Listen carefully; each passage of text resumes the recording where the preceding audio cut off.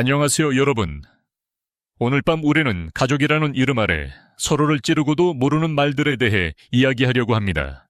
조용한 밤, 조명 하나 켜놓고 문득 어린 시절을 떠올리다 보면 어쩌면 지금도 마음 어딘가에 박혀있는 말 한마디가 떠오를지도 몰라요. 형제 자매, 피를 나눈 사이라는 건 때론 평생의 우정이 되기도 하고 때론 가장 깊은 상처를 남기기도 합니다. 오늘의 이야기를 듣고 나면 그 상처가 왜 생겼는지 조금은 이해하게 되실 겁니다. 당신은 아마 살아남지 못할 수도 있어요. 그 말 한마디에. 그러니 자리를 잡기 전에 제가 하는 콘텐츠가 정말 마음에 드신다면 좋아요와 구독을 눌러주세요. 그리고 댓글로 지금 계신 지역과 현재 시각을 알려주세요. 이제 불을 끄고 선풍기를 틀어 은은한 소리를 배경에 두고 오늘 밤의 여정을 함께 시작해 봅시다. 형제자매 사이의 갈등은 언제 시작되는 걸까요? 사실 대부분 아주 사소한 오해에서 비롯됩니다. 엄마는 늘 너만 예뻐했잖아 라는 말. 이 말은요, 저도 상담소에서 수없이 들어봤고 그 결과는 거의 늘 파국이었습니다. 오랫동안 잘 지내던 자매가 그 한마디에 눈을 붉히고 등을 돌려버리더군요. 사례 하나 떠오르네요. 60대 자매였어요. 둘은 40년 넘게 친구처럼 지내온 사이였는데 큰언니가 한 말이 문제였죠. 엄마는 늘 너보다 나를 더 믿으셨지. 순간 동생은 얼굴이 굳었고 그날 이후 연락이 끊겼습니다. 결국 어머니 병간호 문제로 법적 다툼까지 이어졌고 관계는 회복되지 못했어요. 그때 느꼈죠. 피는 물보다 진하지만 그 물에 독이 섞이면 피조차 썩는다는 걸. 이런 갈등은 흔히 부모님의 노후 문제에서 터져나옵니다. 누구는 더 많이 희생했다고 하고 누구는 늘 뒷전이었다고 느끼고요. 이런 비교는 감정의 지뢰를 건드리는 것과 같아요. 조심하지 않으면 온 가족이 파편을 맞게 되죠. 재밌는 이야기 하나 할까요? 예전에 한 형이 동생에게 말했어요. 요즘 내 아들이 부모님 통장 잔고 자꾸 묻더라. 그 말에 동생은 폭발했고 형제는 그해 추석에도 얼굴을 못 봤어요. 알고 보니 오해였죠. 아들은 황금 열쇠를 선물하려고 잔고를 물었을 뿐이었거든요. 하지만 의심의 씨앗은 이미 뿌려졌고 그 나무는 형제 간 화해라는 열매를 맺지 못한 채 말라버렸어요. 이쯤 되면 궁금하시겠죠? 왜 사람들은 이런 말을 하게 되는 걸까? 심리학에서 투사, 프로젝션이라는 개념이 있어요. 자신의 불안이나 결핍을 타인에게 전가하는 무의식적인 방어 기제죠. 내가 부모님의 사랑을 충분히 받지 못했다고 느끼면 그 감정은 고스란히 형제에게 향해요. 넌 받았잖아. 그래서 지금 네가 더 책임져야 해. 이런 생각이 말을 타고 흘러나오면 그때부터는 싸움이 시작됩니다. 저희 상담소에서 오래 계신 한 어르신은 이런 말씀을 하셨어요. 형제란 건 말이지. 부모 떠난 다음에야 진짜로 남는 사이야. 그때까지 서로 미워하고 있으면 나중엔 후회만 남더라. 그 말을 듣고 고개를 끄덕인 사람이 많았지만 실제로 실천하는 사람은 적었어요. 왜냐고요? 말은 감정의 무기니까요. 무심코 뱉는 순간 의도가 어떻게 변할지 알 수 없거든요. 조금 엉뚱하지만 기묘한 이야기 하나 해드릴게요. 영국에서 진행된 연구에 따르면 사람들이 가장 기억에 남는 가족 간 말싸움은 실제 내용보다 말투와 당시의 분위기에 좌우된다고 해요. 내용은 잊혀지는데 말할 때의 눈빛, 어조, 숨소리는 평생 기억된다는 거죠. 그러니 내가 그렇게까지 말했나 하는 당신의 변명은 들은 사람 입장에선 아무 의미가 없을지도 모릅니다. 자, 지금쯤은 아마 하나쯤 떠오르셨을 거예요. 내가 그때 괜히 그렇게 말하지 말걸, 혹은 왜 그 말을 아직도 못 잊지? 형제자매 사이의 갈등은 그런 기억에서 시작되고 그렇게 뿌리내립니다. 그러니 오늘 밤 그 첫 단추를 다시 꿰어보는 건 어떨까요? 가장 큰 오해는 보통 가장 단순한 말에서 시작됩니다. 부모님이 나를 더 좋아했다는 혹은 상대를 덜 챙겼다는 식의 말.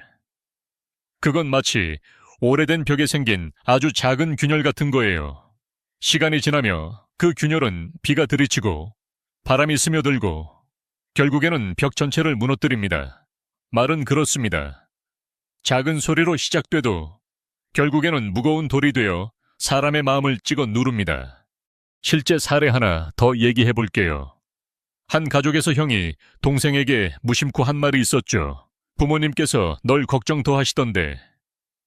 이 말은 겉보기에 염려의 표현 같지만 그 안에는 비교와 판단이 녹아 있어요. 동생은 그 말에 깊은 열등감을 느꼈고 형의 집에 얼굴조차 들이밀지 않게 되었습니다.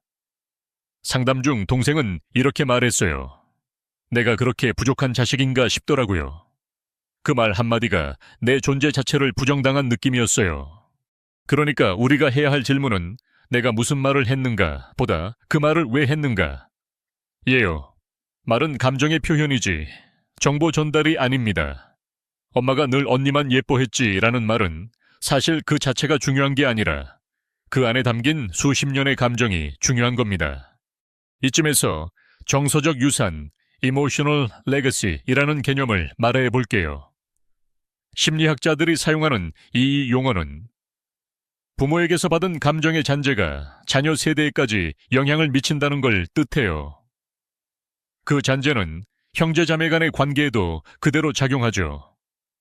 어릴 때 누가 사탕을 더 많이 받았는지, 누가 칭찬을 더 자주 들었는지, 그런 유산은 겉으론 사라진 것처럼 보여도 내면 어딘가엔 항상 남아있고 결국 어른이 되어서까지 영향을 미치게 됩니다. 이런 감정의 잔재가 폭발하는 순간은 대개 배우자나 자녀를 통한 간접적인 비교에서 시작돼요. 예를 들어 언니가 동생에게 이렇게 말하죠. 내 남편이 엄마 반찬 투정을 해서 엄마가 마음 상했대. 동생은 그 순간 부끄러움과 억울함, 그리고 분노를 동시에 느껴요. 왜냐하면 그 말은 곧 내 가족은 예의가 없다 하는 평가처럼 들리거든요. 결국 동생은 이렇게 반응했죠. 그럼 언니네 남편은 엄마 모시고 반찬 만든 적 있어?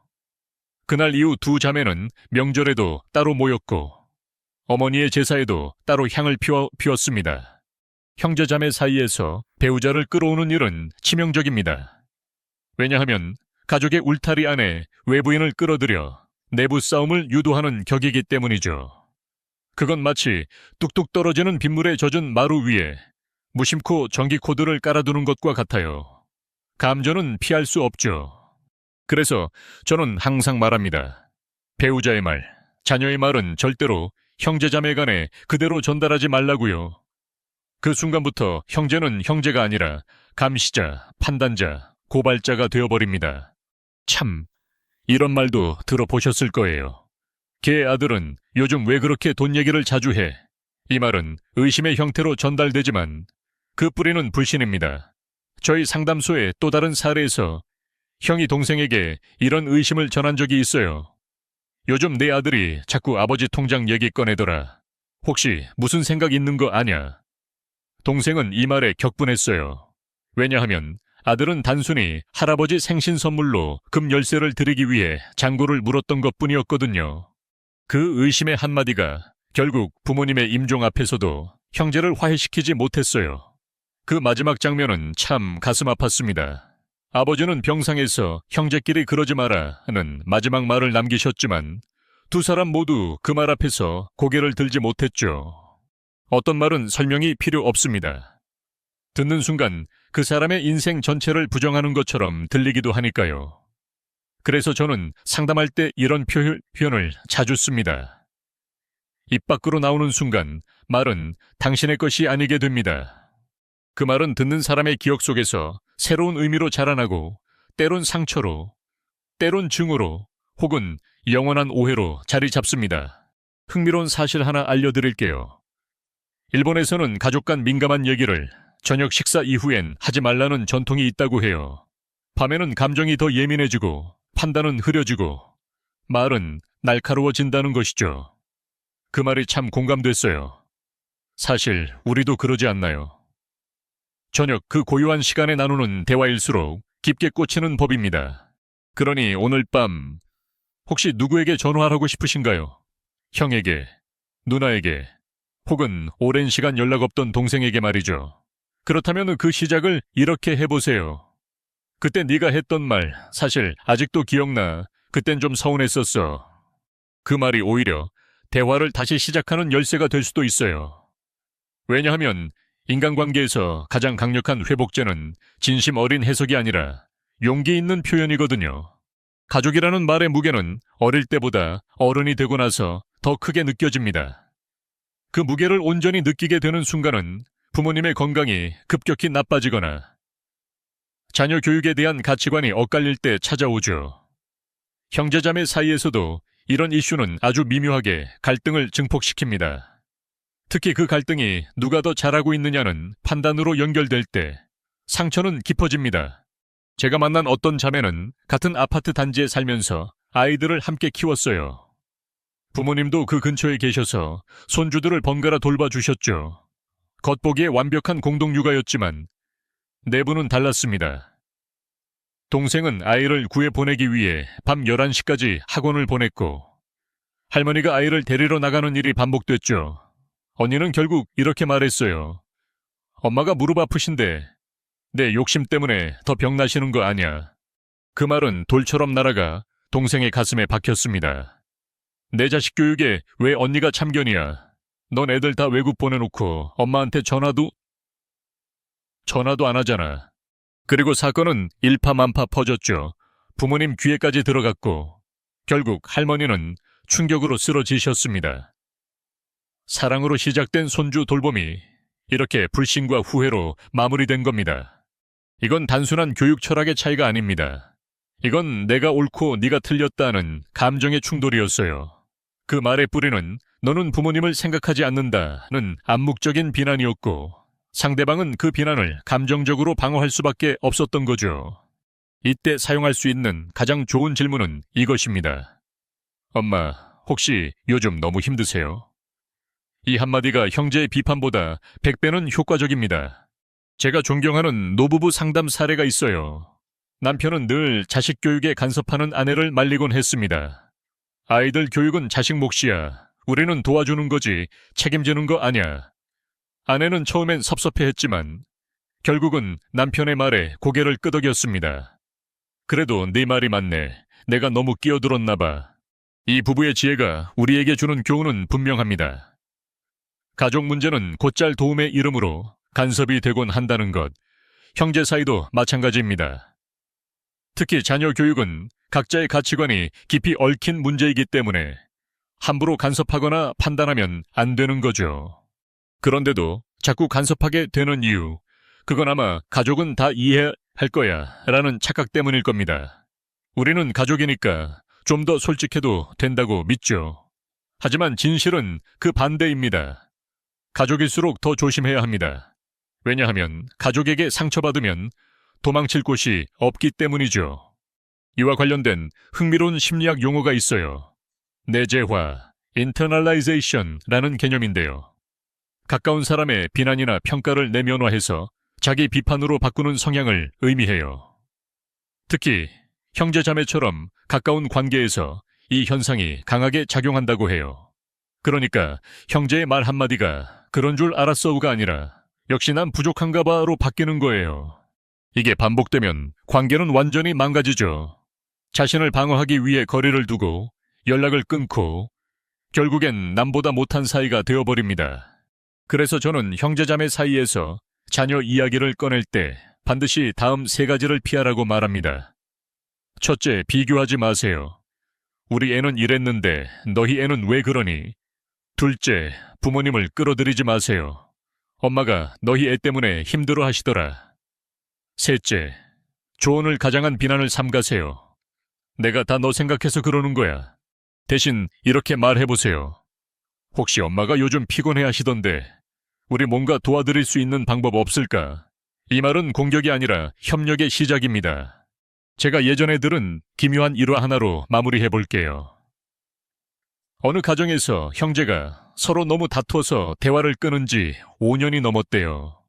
그런데 아이들이 유치원 발표회에서 같은 날 같은 무대에 서게 됐고 부모가 마주쳤어요. 형은 말없이 앉아있다가 갑자기 동생에게 이랬대요. 내 아들, 발표 진짜 잘하더라. 너 참 잘 키웠다. 잘 이뤘다. 그 말 한마디에 동생은 울었답니다. 그리고 그날 두 가족은 처음으로 같은 식탁에 앉았대요. 말이란 그런 겁니다. 어떻게 하느냐에 따라 5년의 침묵도 풀 수 있는 열쇠가 되는 거죠.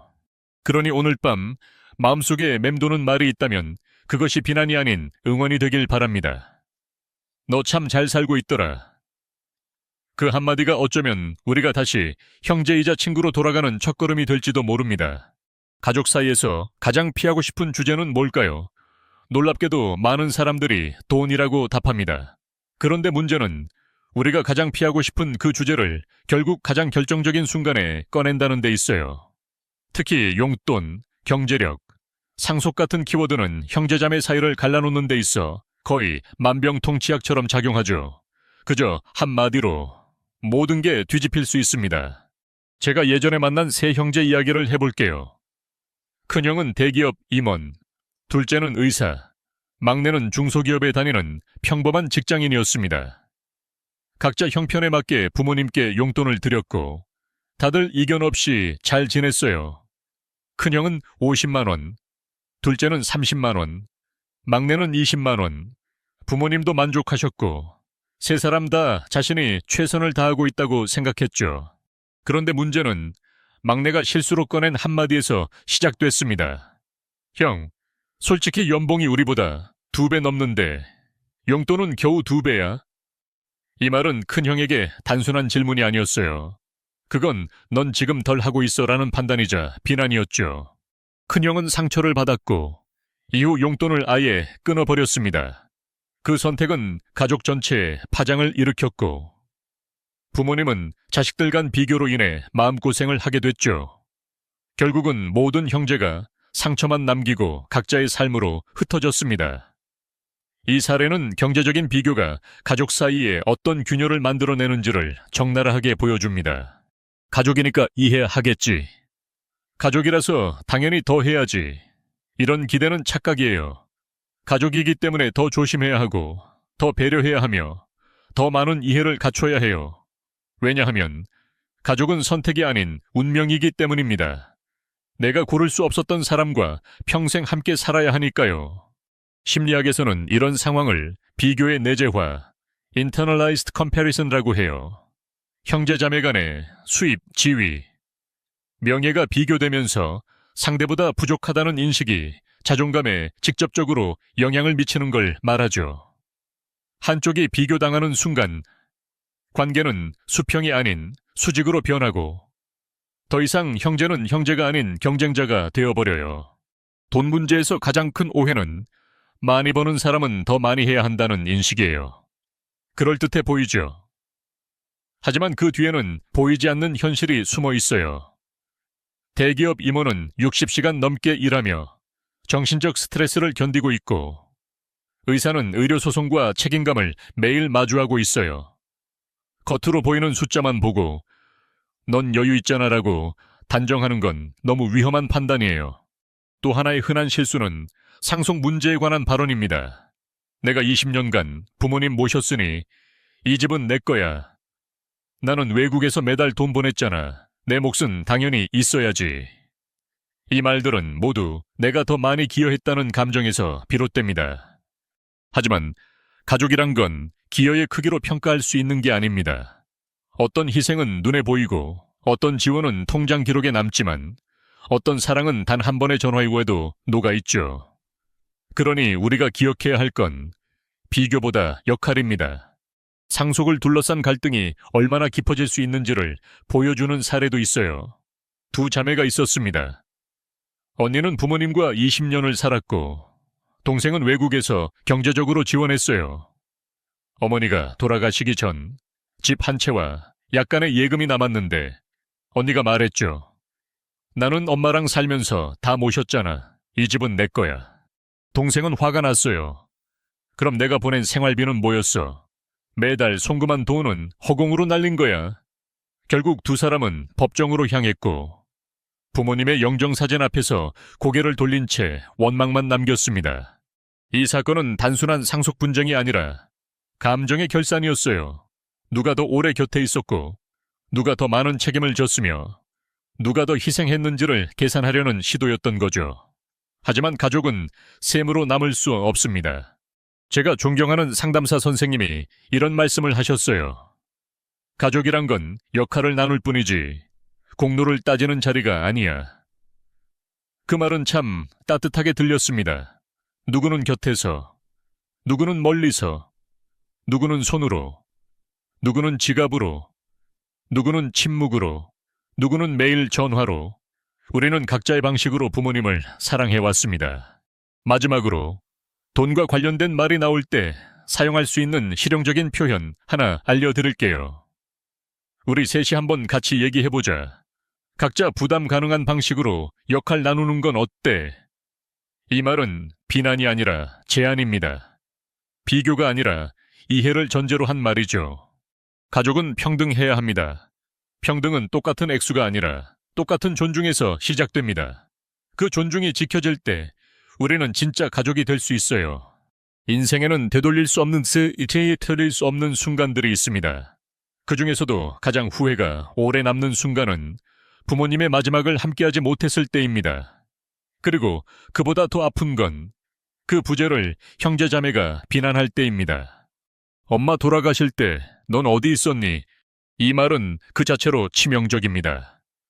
실제로 제가 만났던 수많은 내담자들 가운데 이 말을 평생 기억하며 고통스러워하는 분들이 많았어요. 심지어 어떤 분은 이렇게 말씀하셨어요. 그 말 듣고 난 이후로 한국 땅을 다시 밟을 용기가 없었어요. 그 사례 하나 소개해드릴게요. 70대 자매였습니다. 언니는 어머니를 직접 모시고 있었고 동생은 미국에서 살고 있었죠. 어머니의 상태가 위독해지자 동생은 급히 귀국길에 올랐지만 비행기 연착으로 임종을 지키지 못했어요. 장례식에서 언니는 아무 말도 하지 않았지만 5년 후 술자리에서 이런 말을 했습니다. 그날 엄마 돌아가실 때 넌 없었지. 나는 그걸 아직도 못 잊겠어. 그 한마디에 동생은 아무 말도 하지 못했습니다. 그리고 며칠 뒤 한국을 떠나며 말했어요. 다신 오지 않을 거야. 엄마도 너도 다 끝났어. 이 사건은 결국 두 자매의 관계를 영영 끊어놓고 말았습니다. 상실의 고통 위에 죄책감이 쌓이고 그 위에 분노가 더 씌워지면 그건 절대 되돌릴 수 없는 감정의 벽이 됩니다. 여기서 중요한 건 이거예요. 임종에 함께하지 못한 자식은 이미 스스로에게 충분한 죄책감을 느끼고 있다는 겁니다. 그걸 굳이 꺼내 말하는 순간 그 죄책감은 수치심으로 변하고 관계는 다시는 회복되지 못하게 됩니다. 애도의 타이밍, 그리프 타이밍이라는 개념이 있어요. 사람마다 애도를 받아들이는 시간과 방식은 다르기 때문에 누군가에게는 몇 달이 걸리기도 하고 누군가에겐 몇 년이 걸리기도 합니다. 하지만 그 애도의 흐름을 타인의 판단으로 차단해버리면 남는 건 고립뿐입니다. 그리고 그 고립은 형제자매 사이에서 가장 무섭습니다. 왜냐하면 그 고립은 돌아갈 수 있는 마지막 가족을 잃는 순간이 되거든요. 한 번은 이런 사례도 있었습니다. 막내딸이 해외 출장 중에 아버지의 마지막 순간을 지키지 못했어요. 큰오빠는 아무 말도 하지 않았지만 주변 사람들에게 계속 이렇게 말했죠. 지 아버지가 위독한데 도대체 몇 시간도 못 맞추냐. 그 말이 돌고 돌아 막내딸 귀에 들어갔고 결국 장례식 다음 날 모든 연락을 끊었습니다. 그 뒤로 10년이 넘도록 형제는 서로를 만나지 않았습니다. 여러분, 말이라는 건 무게가 없습니다. 하지만 들은 사람의 마음에서 무게는 곱절이 됩니다. 특히 상실의 순간 누군가에게 그 말은 비난이 아니라 배척처럼 들립니다. 제가 예전에 상담했던 분 중 한 분은 이렇게 말했어요. 형이 나한테 말했어요. 엄마 돌아가실 때 너 없었지? 난 그게 제일 기억에 남는다고요. 그날 이후로 저는 형이랑 눈도 마주치기 싫었어요. 그 형은 나중에 후회하며 말했죠. 내가 그 말을 왜 했을까? 그냥 슬퍼서 그랬는데. 하지만 후회는 언제나 너무 늦게 오죠. 말을 할 땐 자유지만 들은 사람은 평생 기억합니다. 이와 비슷한 일이 반복되지 않으려면 우리가 반드시 기억해야 할 것이 있어요. 부재를 판단하지 마세요. 대신 그 사람의 마음을 상상해보세요. 그 시간 동안 넌 얼마나 마음이 무거웠을까? 얼마나 미안했을까? 이렇게 말해준다면 형제는 다시 형제가 됩니다. 특히 임종 같은 예민한 주제는 말보다 침묵이 더 큰 위로가 될 수 있습니다. 함께 있지 못했지만 그 마음만은 느꼈다는 메시지 하나면 충분해요. 또 하나의 이야기 전해드릴게요. 어머니가 돌아가시고 자매가 유품 정리를 하게 되었어요. 언니는 말없이 엄마의 반지를 동생에게 건넸어요. 이건 네가 엄마한테 가장 마지막에 준 선물이니까. 동생은 아무 말도 못했어요. 그 반지는 동생이 해외에서 보내준 것이었고 어머니는 그걸 평생 끼고 계셨대요. 그 순간 두 사람은 아무 말 없이 서로를 안았다고 해요. 말보다 더 깊은 건 마음입니다. 우리가 어떤 말을 하지 않는가가 때로는 어떤 말을 하는 것보다 훨씬 더 중요해요. 이제 질문을 하나 드릴게요. 당신은 지금 형제자매에게 하지 않아야 할 말이 하나라도 떠오르시나요? 그렇다면 오늘 밤 그 말을 마음속에서 지우는 연습을 해보세요. 그리고 그 자리에 이런 말을 대신 넣어보세요. 그때 네가 얼마나 힘들었을지 나도 가끔 생각나. 이 짧은 공감 하나가 지난 몇 년간 쌓였던 오해를 허물 수 있어요. 형제는 말로 무너지고 마음으로 다시 이어지는 존재입니다. 우리는 대부분의 갈등이 말에서 시작된다는 걸 알지만 정작 말로 그것을 풀 줄은 잘 모릅니다. 특히 형제자매 사이에서는 더 그렇죠. 너무 가까워서 솔직해지기도 하고 너무 오래 알아서 조심하지 않게 되니까요. 하지만 관계를 지키기 위해선 하지 말아야 할 말을 아는 것만큼이나 어떻게 말할 것인가를 아는 것이 중요합니다. 상담 현장에서 제가 가장 자주 전해주는 말 중 하나가 있어요. 당신의 말투는 당신의 감정 상태를 먼저 말해줍니다. 내용보다 말투가 앞서 기억되는 이유는 듣는 사람은 말의 이면에 있는 감정을 먼저 감지하기 때문이에요. 그래서 우리는 내용을 바꾸는 것보다 톤을 낮추는 것부터 시작해야 해요. 예를 들어 부모님의 돌봄 문제로 이야기를 꺼낼 때 이렇게 시작하는 경우가 많습니다. 요즘 네가 엄마한테 너무 무심한 것 같아. 이 말은 상대방을 방어적으로 만들고 대화를 즉시 단절시킵니다. 하지만 이렇게 바꾸어 보면 어떨까요? 요즘 엄마 건강이 걱정돼. 우리 같이 방법을 찾아보지 않을래? 같은 주제를 꺼내더라도 존중이 담긴 표현은 대화를 가능하게 만들어줘요. 나의 입장에서 말하고 우리라는 틀 안에서 문제를 풀어가려는 의지가 느껴지면 상대도 자연스럽게 마음을 엽니다. 실제로 이런 표현들이 효과적이었음을 보여주는 사례가 있어요. 두 자매가 있었습니다. 어머니가 치매 초기 진단을 받았고 요양원에 모실지 여부로 의견이 갈렸어요. 언니는 입소를 주장했고 동생은 집에서 모셔야 한다고 강하게 주장했죠. 처음엔 감정적인 말들이 오갔고 결국 서로 연락을 끊었습니다. 그러다 몇 달 뒤 동생이 언니에게 이렇게 연락했어요. 언니, 엄마 일로 우리가 서로 마음 상한 거 나도 너무 마음 무거워. 우리 차 한잔 하면서 천천히 이야기해볼까? 이 말 한마디에 언니는 울컥했고 두 사람은 조용한 카페에서 3시간 넘게 대화를 나눴습니다. 그리고 마침내 두 사람이 모두 납득할 수 있는 해결책을 찾아냈어요. 이처럼 화해의 시작은 아주 작은 말에서 시작됩니다. 가장 효과적인 문장은 대부분 이런 패턴을 가집니다. 내 생각엔 이런데 너 생각은 어때? 우리 부모님을 위해서 좋은 방법을 찾아보자. 서로 입장이 다를 수도 또 바일 수도 있는데 나는 네가 이해해줬으면 해. 이 표현들에는 공통점이 있어요. 공격이 없고 강요가 없고 무엇보다 존중이 깔려 있다는 거죠. 여기서 잠깐 흥미로운 실험 하나 말씀드릴게요. 하버드 대학의 가족상담 연구소에서 진행된 실험에 따르면 가족 간 문제 해결 회의에서 당신은 으로 시작하는 문장이 반복될수록 분쟁이 격화된다는 결과가 나왔어요. 반대로 나는 으로 시작하는 문장을 쓴 그룹은 갈등 해결률이 70% 이상 높았다고 합니다. 즉, 책임을 타인에게 넘기는 언어는 오히려 갈등을 키우고 나의 감정을 표현하는 언어는 공감대를 만드는 거죠. 형제자매 간에도 이 원칙은 그대로 적용됩니다. 예를 들어 네가 더 해야 하는 거 아냐 보다는 나는 요즘 부담이 커서 같이 방법을 찾아보고 싶어 라고 말하는 편이 훨씬 대화가 잘 됩니다. 또 하나 중요한 건 전달 방식입니다. 특히 요즘은 가족단체 채팅방을 많이 사용하는데요. 이것은 매우 조심해야 해요. 단체 채팅방에서 민감한 이야기를 꺼내는 건 공개적인 망신을 주는 것처럼 느껴질 수 있거든요. 제가 추천하는 방법은 이렇습니다. 단체방은 부모님 안부나 일상적인 이야기, 사진 공유 등 긍정적인 소통만 할 것, 민감한 대화는 전화나 직접 만나서 이야기할 것. 형제 중 누군가가 말실수를 했더라도 공개 지적은 삼가고, 따로 연락해서 조용히 의견을 나눌 것, 그리고 가끔은 대화 자체를 멈추는 것도 필요합니다.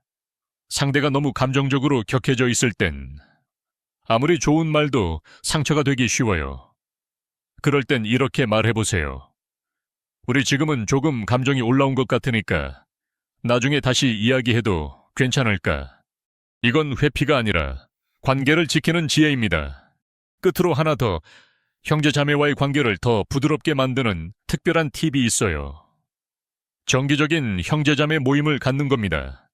부모님이나 배우자 없이 오직 형제끼리만 만나 밥을 먹고 차를 마시며 이야기 나누는 시간, 그 시간이 쌓일수록 대화도 부드러워지고 갈등도 줄어듭니다.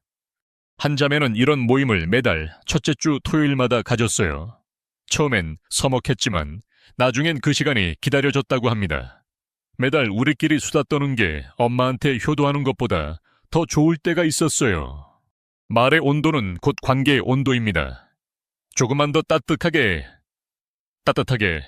조금만 더 천천히 말한다면 형제자매 간의 깊은 틈도 조금씩 메워질 수 있습니다. 사람 사이의 관계가 무너지는 건 보통 거대한 사건이 아닌 아주 작은 순간 때문입니다.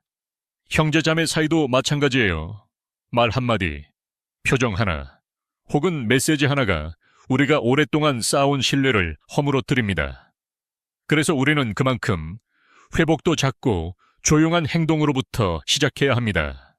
제가 오랫동안 상담을 하면서 가장 감동했던 사례 중 하나가 있어요. 20년 동안 연락을 끊고 살던 두 자매. 이유는 부모님 요양원 문제로 크게 다투고 장례식에서도 서로 마주보지 않고 돌아선 사이였죠. 그런데 몇 년 뒤 언니의 딸이 결혼을 하게 되면서 동생에게 연락을 하게 됐습니다. 우리 딸이 이모가 꼭 와주면 좋겠대. 그 말에 처음엔 갈등이 컸지만 결국 결혼식 날 웨딩 드레스를 입은 조카를 보며 두 사람은 동시에 말했어요. 엄마 닮았다. 그 한마디에 두 사람은 울었고 그날 밤 오랜만에 같은 숙소에서 차를 마셨다고 합니다. 그날 이후 두 사람은 천천히 서로의 일상을 다시 나누기 시작했죠. 화해의 시작은 거창한 말이 아닙니다. 우리 커피 한잔 할까? 이 말이 관계 회복의 열쇠가 될 수 있습니다. 이제 여러분께 5가지 약속을 드리자고 제안드리고 싶습니다. 지금까지 우리가 나눈 이야기들을 단단히 붙잡아줄 아주 구체적인 실천들입니다. 첫째, 금기어는 절대로 입 밖에 내지 않겠습니다. 부모님 편애, 자녀 재산 문제, 상속 우선권, 배우자 비난, 이런 말들은 아무리 상황이 답답하더라도 내 입으로 옮기지 않겠습니다. 말은 영원히 기억되니까요. 둘째, 매달 한 번은 형제 자매와 연락하거나 만나는 시간을 만들겠습니다. 바빠서 시간이 없다는 말은 결국 우선순위가 아니라는 말이기도 합니다. 단 10분이라도 통화하거나 카카오톡으로 근황을 나누는 것으로 시작하세요. 그게 연결의 끈을 지켜줍니다. 셋째, 부모님의 생신이나 명절에는 반드시 함께하겠습니다. 단 하루라도 그 자리를 함께하면서 형제자매끼리 손을 맞잡을 수 있다면 그건 부모님께 드리는 가장 큰 선물이 될 겁니다. 그 자리에서 서로 요즘 어때? 한마디라도 나눠보세요. 넷째, 어려운 일이 있을 때는 혼자 고민하지 않고 형제자매에게 도움을 청하겠습니다. 우리는 어릴 때 서로를 의지하며 자랐던 존재잖아요. 아무리 어색하고 멀게 느껴져도 다시 손을 내밀어 보세요.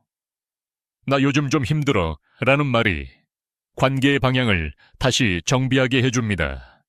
다섯째, 과거는 묻지 않고 오늘을 기준으로 새로운 관계를 시작하겠습니다. 서운했던 일들, 분했던 감정들, 지금 모두 한순간 내려놓고 새로운 마음으로 바라봅시다. 그땐 나도 여유가 없었어. 미안해. 이 한마디가 서로를 다시 가족으로 돌려놓습니다. 예.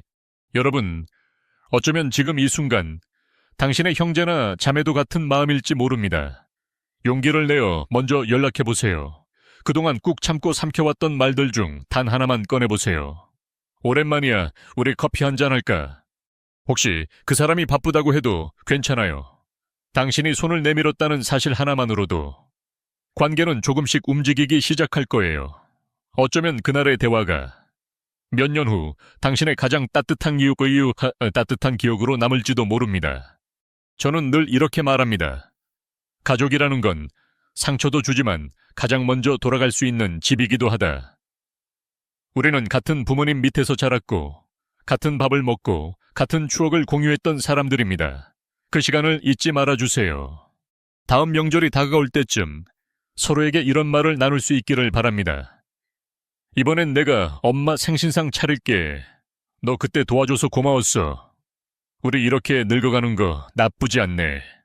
우리는 모두 같은 물결을 지나가고 있습니다.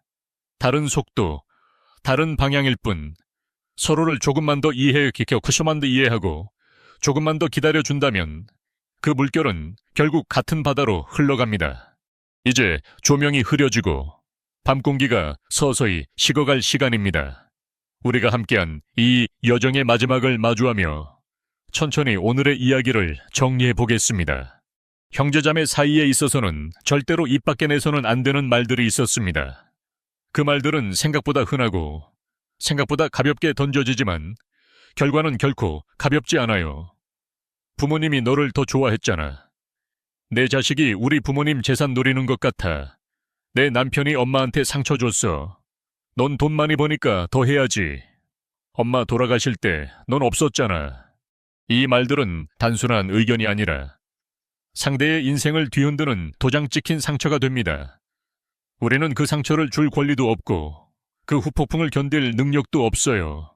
그렇게 오늘 밤 여러분과 함께 다시 되새기고 싶은 건 말은 칼이 될 수도 있고 다리가 될 수도 있다는 단 하나의 진실입니다. 우리가 나눈 7가지 금기, 그리고 그에 대한 실천 약속 5가지. 이 모든 건 결국 형제자매라는 이름의 가장 오래된 동반자를 지키기 위한 것들이었어요. 그 동반자가 때로는 멀게 느껴지고 서운하고 어렵더라도 오늘 이 이야기를 듣고 마음속에 작게라도 변화가 생겼다면 그건 이미 첫걸음을 디딘 겁니다. 이제 눈을 감고 마음속으로 한 사람을 떠올려 보세요. 그 사람이 떠오른다면 늦지 않았습니다. 그 이름 하나로 다시 관계를 바꿔갈 수 있어요. 오랜만이야, 우리 커피 한 잔 할까? 그 짧은 인사가 누군가에겐 구원이 되고 누군가에겐 기적이 되고 누군가에겐 다시 가족이 되는 시작이 될지도 모르니까요. 조용히 숨을 들이쉬고 그 마음을 가만히 품어보세요. 우리 모두 같은 마음이었는지도 모르니까요. 스크립트 종료. 편안한 밤 되세요.